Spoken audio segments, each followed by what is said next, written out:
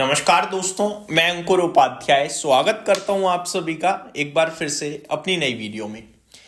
दोस्तों, कल तेजी या मंदी की बात करी जाए तो तेजी लगती है, फुल फ्लैश तेजी लगती है और ये तेजी होगी particularly sector specific, stock specific, जहां तक अभी दिख रहा है उस हिसाब से। मैं ऐसा क्यों कह रहा हूं? क्योंकि इन्फोसिस के एडीआर में हमने बहुत ही तंगड़ी तेजी देखी है 10% की, और विप्रो 5% ऊपर दिखाए एडीआर पे। इन्फोसिस का निफ्टी में सेकंड नंबर पे हाईएस्ट वेटेज है दोस्तों। सेकंड पे नहीं, आई थिंक थर्ड नंबर पे एचडीएफसी बैंक, आईसीआईसीआई बैंक और फिर शायद इन्फोसिस आता है। टॉप 3 में ही है। इसकी वजह से अगर इन्फोसिस 10% भागेगा तो ये अपने दम पर ही निफ्टी को ऊपर खींच देगा, और निफ्टी जब ऊपर आ रहा होगा तो बाकी आईटी स्टॉक्स भी ऊपर आएंगे, और जब बाकी आईटी स्टॉक्स ऊपर आएंगे, निफ्टी ऊपर आएगा, तो थोड़ा थोड़ा कुछ और स्टॉक्स में भी तेजी का माहौल बनेगा। जिस हिसाब से मुझे लगता है कि निफ्टी तो ऊपर जाना चाहिए। कितना ऊपर जा सकता है इस पे डिस्कशन करते हैं। अब निफ्टी 135 पॉइंट तो मेरे को लगता है मिनिमम साइड पे ऊपर खिंच सकता है 25,800 की तरफ, लेकिन 25,800 के ऊपर जाने के लिए हमें चाहिए होगी फ्रेश बाइंग, और वो हमें ओपन मार्केट में पता चलेगी कि बाइंग आ रही है नहीं आ रही। जिस हिसाब से एफआईआईज इस समय भारतीय बाजार से नाराज चल रहे हैं, वो ऊपर देख के पागल हो जाते हैं, बौखला जाते हैं, इतना बेचते हैं कि फिर बाजार वापस नीचे आ जाता है। तो ऊपर खुलेगा तो सही बाजार, आईटी स्टॉक्स ऊपर जाएंगे तो सही, कोशिश तो करेंगे, लेकिन क्या एफआईआई से बच पाएंगे, ये सबसे ज्यादा इंटरेस्टिंग होगा जानना। हो सकता है एफआईआई लॉन्ग पोजीशन बना दें फ्यूचर्स में और फिर प्रॉफिट बुक मार दें, हम लोग ट्रैप हो जाएं। तो ये सारी चीजें हो सकता है आपको होते हुए दिखें अगले एक हफ्ते के अंदर अंदर। बट कल की बात करूं तो एक गैप अप ओपनिंग तो दिखती है, या फिर खुलने के बाद बाजार ऊपर जाता दिखता है बिकॉज ऑफ आईटी स्टॉक्स। वहीं बात करें नीचे की, तो नीचे में मुझे लगता है 25,600 ये लेवल है जो ब्रेक नहीं होना चाहिए, जिस हिसाब से हमारे पास इस समय संकेत हैं। डेटा भी दोस्तों कल इतना खराब आया नहीं है, जितना एफआईआईज ने बेचा उससे ज्यादा डीआईज ने खरीदा है कैश मार्केट में। दूसरी तरफ एफआईआईज ने फ्यूचर स्टॉक्स में बाइंग का फिगर दिया है, और फ्यूचर इंडेक्स में बिकवाली जरूर करी है बट बहुत छोटी, तो वो नेग्लिजिबल है।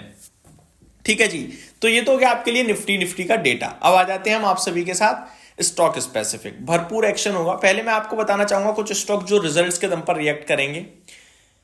वारे रिन्यूएबल्स टेक, इस कंपनी की बात करी जाए तो नंबर्स मुझे साल दर साल अच्छे दिख रहे हैं, काफी अच्छे हैं।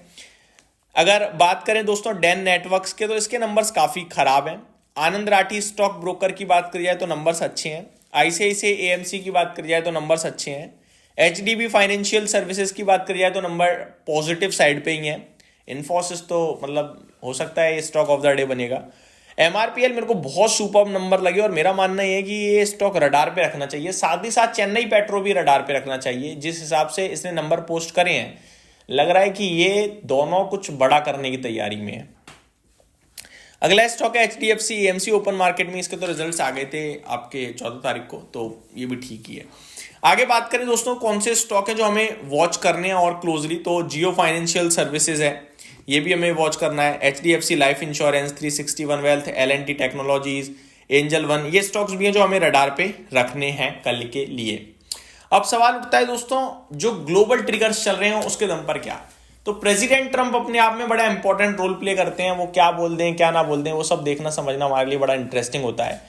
सोना चांदी इंटरेस्टिंग होगा, कैसा ट्रेड करता है। लगातार तेजी तेजी तेजी चल रही है यहाँ पे, और कुछ गिरावट के संकेत दूर दूर तक नहीं आ रहे हैं।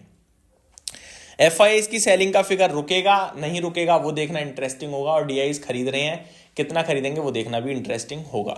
तो ज्यादा मेरे पास इस समय कुछ है नहीं जो मैं आप सभी के साथ शेयर करूं। जितनी अपडेट्स थी वो यही थी। तो बाजार पॉजिटिव साइड पे दिखता है, आईटी स्पेसिफिक दिखता है, नेगेटिव मेरे को ऐसा कुछ दिख नहीं रहा है जो मैं आपके साथ शेयर करूं अभी तक। दोस्तों एक चीज और इन्वेस्टमेंट पर्पज से मैंने आप सभी के साथ डिस्कस करी कि बैंकिंग फाइनेंशियल्स पे ध्यान दो। मैं रिपीट करना चाहूंगा, बैंकिंग फाइनेंशियल्स पे इन्वेस्टमेंट के लिहाज से ध्यान देना बहुत जरूरी है। चाहे आप नंबर्स देख लो, चाहे आप डेटा देख लो, चाहे आप Q3 की शेयर होल्डिंग पैटर्न देख लो, जो अपडेट हुई है। बैंकिंग एनबीएफसी क्षेत्र के स्टॉक्स में एफआईआईज, डीआईज और इंडिविजुअल बिग इन्वेस्टर्स एंट्री लेते हुए मिल जाएंगे आपको। तो ये मेरी तरफ से शॉर्ट सिंपल सा अपडेटेड डेटा